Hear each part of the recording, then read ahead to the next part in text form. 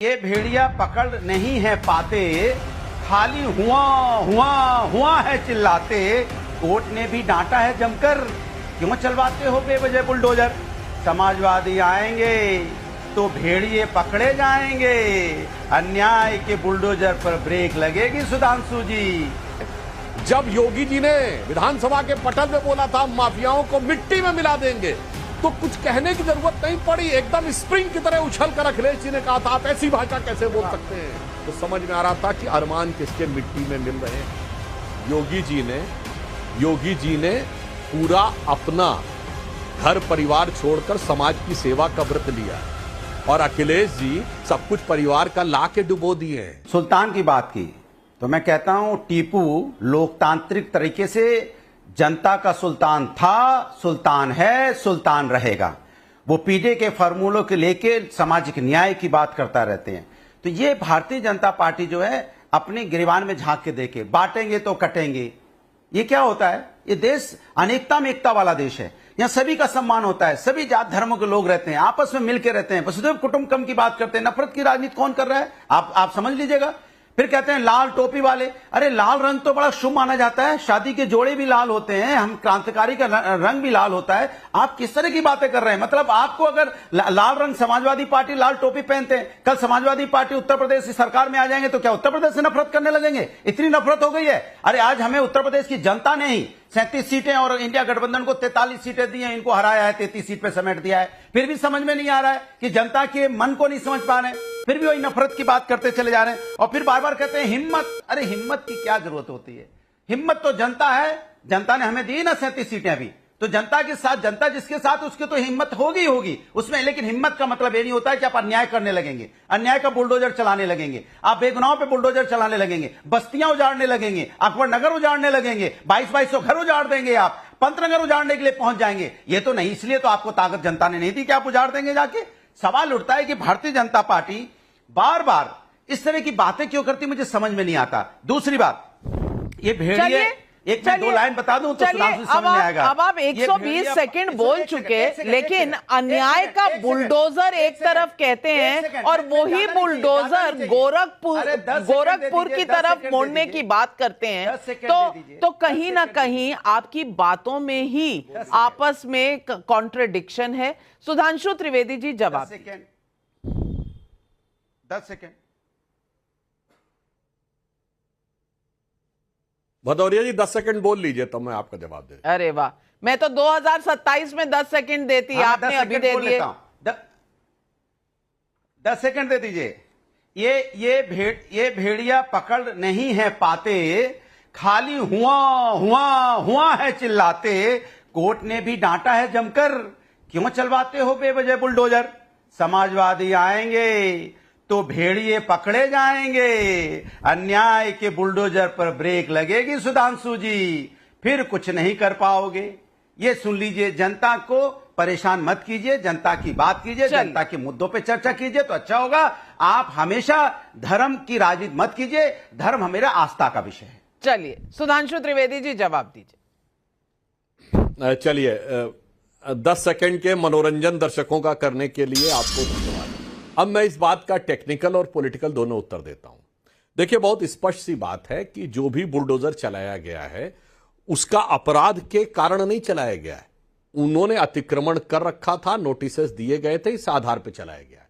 जब भी कोई व्यक्ति जो पुलिस में रहा होगा उसे पता होना चाहिए, जो शासन में रहे होंगे, किसी पुलिस अधिकारी से पूछिए, जैसे ही कोई अपराधी एक अपराध करता है तुरंत उसकी पूरी फाइल खुलती है। मैं एग्जाम्पल देना चाहता हूं, आप गाड़ी को रेड लाइट फंदा दीजिए, पुलिस वाला तुरंत रोकता, कहता गाड़ी कागजात दिखाओ, और उस समय आपकी गाड़ी का रजिस्ट्रेशन ना हो या रजिस्ट्रेशन एक्सपायर कर गया हो तो जब्त हो जाती है कि नहीं गाड़ी। तब आप ये थोड़ी कहते नहीं नहीं वो मैंने सिर्फ रेड लाइट फंदाई थी, वो मेरा उसके कागजात से क्या मतलब। अच्छा, यहां पर तो एक और बात है, वो आप घर जाएंगे और कागजात लाके दिखा देंगे, गाड़ी छुड़ा लेंगे, पर अगर गाड़ी चोरी की होगी तो गाड़ी गई ना। तब तो आप सिर्फ यही कहेंगे देखो मैंने तो केवल लाइट फंदाई थी और बदले में मेरी गाड़ी जब्त कर ली गई। चूंकि ये सारी की सारी जमीनें इलीगल थी, इसीलिए पिछले 7 साल में इनको कोर्ट से कोई रिलीफ नहीं मिली है। और इससे दर्शकों को यह समझना चाहिए कि समाजवादी पार्टी के शासनकाल में कितना कब्जा किया हुआ था, कितना गैर कानूनी कब्जा इन्होंने अपने लोगों और अपने समर्थकों को करवा रखा था। और यह सिर्फ हमारा आरोप नहीं है, मायावती जी की सरकार भी यह बात कह चुकी है कि समाजवादी पार्टी कैसा कब्जा कराती है और वो कब्जा छूट रहा है, इस कारण से यह समस्या उत्पन्न हो रही। और एक लाइन और कह दूं नाविका जी, यह मामला सिर्फ बुलडोजर और यूपी का नहीं है, यह एक मानसिकता का है जो हर अपराधी के साथ खड़ी होती है। ये यही सपा की सरकार है जिसने लखनऊ, फैजाबाद और वाराणसी के जिला परिसर, अदालत परिसर में हुए धमाकों के लोगों का केस विड्रॉ करने की बात कही थी। ये वही मानसिकता है जो कि शाहजहां शेख के साथ खड़ी होती है महाराष्ट्र में, और ये वही मानसिकता जो केरल में खड़ी होती है लव जिहाद करने वालों के साथ। ये वही मानसिकता है जो आतंकवादियों तक का बचाव करती, सदैव अपराधियों आतंकवादियों से सहानुभूति होती है, जो याकूब मेनन की जुडिशियल किलिंग और अफजल को हालात का मारा कहने लगती है। इसीलिए सदैव समाजवादी पार्टी की सहानुभूति ऐसे ही लोगों के लिए होती है। और मैं दर्शकों को याद दिलाना चाहता हूं, अनुराग भदौरिया जी भी एक बार मेरे साथ डिबेट में उसमें रह चुके हैं, जब योगी जी ने विधानसभा के पटल में बोला था माफियाओं को मिट्टी में मिला देंगे, तो कुछ कहने की जरूरत नहीं पड़ी, एकदम स्प्रिंग की तरह उछल कर अखिलेश जी ने कहा था आप ऐसी भाषा कैसे बोल सकते हैं। तो समझ में आ रहा था कि अरमान किसके मिट्टी में मिल रहे हैं और किसके अरमान टूट रहे हैं। जवाब दीजिए अनुराग भदौरिया जी। जवाब 2 सेकंड का। देखिए, सुधांशु जी गाड़ी पे चढ़ गए, स्टीयरिंग भी पकड़ ली उन्होंने, रेड लाइट भी जंप कर गए। तो ये बताइए कि जो लखीमपुर के मंत्री थे उनके बेटे कौन सी गाड़ी चला रहे थे जो उन्होंने रौंद दिया? 4 किसानों को रौंद दिया था ना।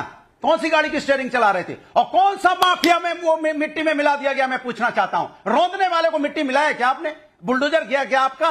वो तो रेड लाइट भी नहीं थी, वहां पे खुली रास्ता था, फिर भी रौंद दिया आपने। उसके बाद आप सन्नाटे में, बोलना नहीं है, चुप्पी साध गए, आवाज नहीं निकलेगी। 1 घंटे तक डिबेट करोगे तो आप नहीं बोल पाओगे कि वहां बुलडोजर चलना चाहिए। सुधांशु जी का जवाब, घटना पे सुधांशु जी का जवाब, नहीं, सुधांशु जी का जवाब अब आप सुनिए। आपने 2 सेकंड कहा था, सुधांशु जी जवाब दीजिए। भदौरिया जी, ये भरत मुनि के नाट्य शास्त्र से प्रेरित भाव भंगिमा दिखाने की बजाय तथ्य की बात करिए। आपने लखीमपुर में जिस घटना की बात कही, उस पे तो हमारे मंत्री का बेटा गिरफ्तार हुआ, एसआईटी ने उस पर रिपोर्ट दी, पर उसी समय 4 लोग लाठियों से पीट कर मार दिए गए। वो तो सरासर हत्या हुई, उस पर बोल पाए चुप। बुलडोजर, उसी भीड़ ने 4 लोग, देखिए अगर गाड़ी चढ़ाई गई तो उसमें यह संभव, उसी जगह वो घटना हुई थी। भदौरिया जी याद करो, सेलेक्टिव डिमेंशिया नहीं होना चाहिए।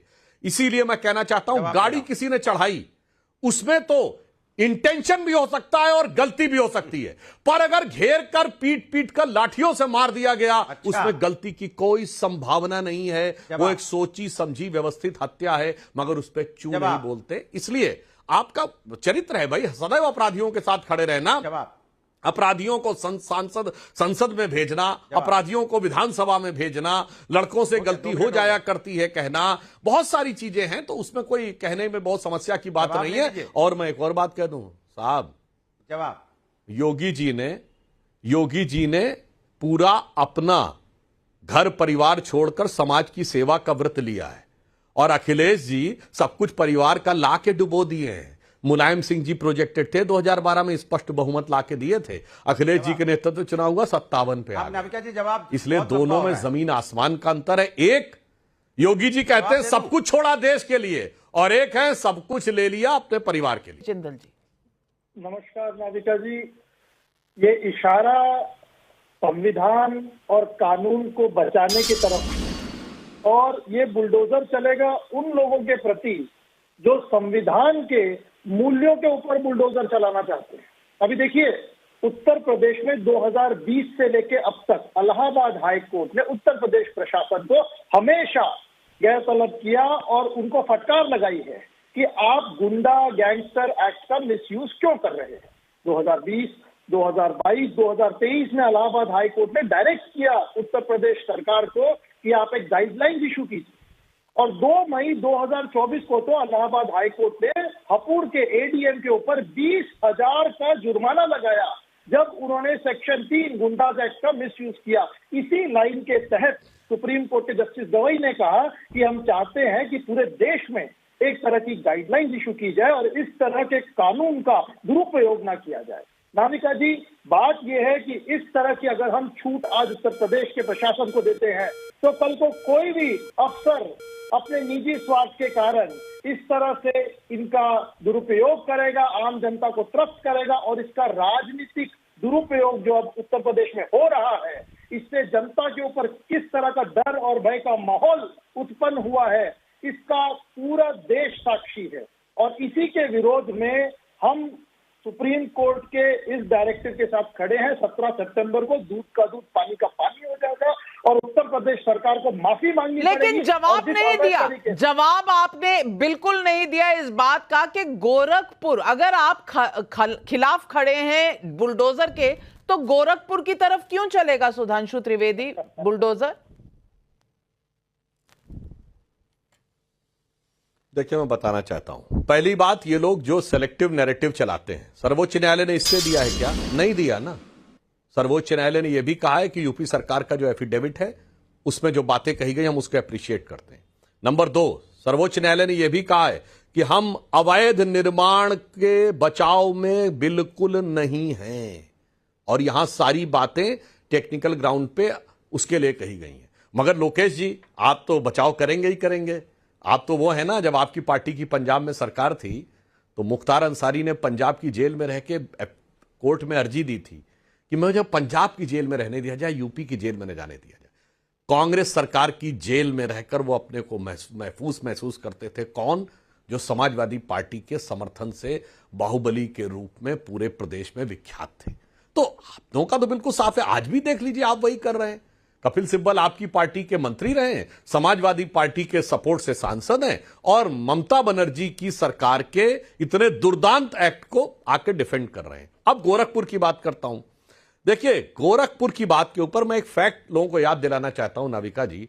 इनकी सोच अपने इलाके और हमारे इलाके में अंतर। जब योगी जी मुख्यमंत्री बने तो उनके पास बिजली विभाग के अधिकारी गए, उन्होंने कहा जी गोरखपुर को 24 आवर्स बिजली सप्लाई होगी, क्योंकि तो उन्होंने कहा क्यों, गोरखपुर को क्यों होगी, सब जगह क्यों नहीं? कहा साहब वीआईपी एरिया है और ये हमेशा से परंपरा रही है।